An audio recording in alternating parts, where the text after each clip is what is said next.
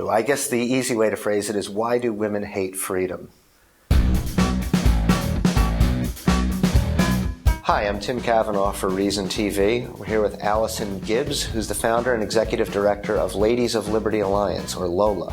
Can you tell us a little bit about LOLA? LOLA is a 501c3 nonprofit focusing on women in the liberty movement, trying to build a better community and bring more women in, as well as educate them and train them to be leaders in either their own entrepreneurial task or leaders within the liberty movement. How many members do you have?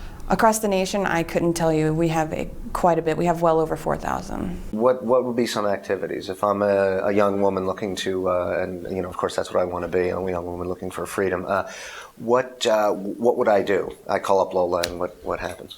You would volunteer your time. We have chapters all over the country that kind of, we are very decentralized, so they can do projects on their own, as well as we have a monthly charity day where we want to focus charity over welfare, and all the LOLAs together will do a charity effort on a charity that doesn't take government funds as much as the other ones probably, but we also we have speakers at events. We host our own yearly women's caucus, and pretty much just supporting the movement and having more women have a voice. Libertarians are notorious for being dateless wonders who fear women and can always be depended on to say something really goofy. How is the role of women in the movement changing?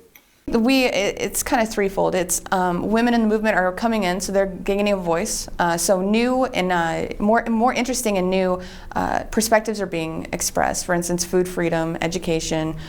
We have a lot of women now that women can serve in the military. We have a lot of conscientious objectors and a lot of foreign policy talks, as well as the drug war. It affects women. Secondly, we are changing the tide in the liberty movement because men have to compete for the limited resources of women. Now that we're bringing more women in, they have to, I think it's 19 men to every 1 woman, so they have to kind of clean up and be presentable and kind of compete for the resources. That would help across the board if that happened. Yeah. Now, do you see polyandry in the future of the libertarian movement, given the imbalance of the genders? You know, to each his own. Whatever an individual chooses would be. That's spoken fine. Like a true lover of freedom. Where are you growing most, and where do you see the most women showing the most interest? The women are growing exponentially in the younger demographics. We have, our board of advisors has a lot of the older women that pretty much set the path for us, and we're finding with other groups like Students for Liberty and Young Americans for Liberty are bringing in a lot of students for us that are young women. Libertarianism has an interesting pedigree in that there are 3 women, Ayn Rand, Isabel Paterson, and Rose Wilder Lane, who are arguably the sort of founders of at least the post-war libertarian movement, and yet it still continues to be a heavily, 19-to-1 male movement. What is the issue? I guess the easy way to phrase it is, why do women hate freedom? Well, women hate freedom. I think it really is an individual choice. Women, for the most part, have always been either the girlfriends of people that are libertarians or coming in.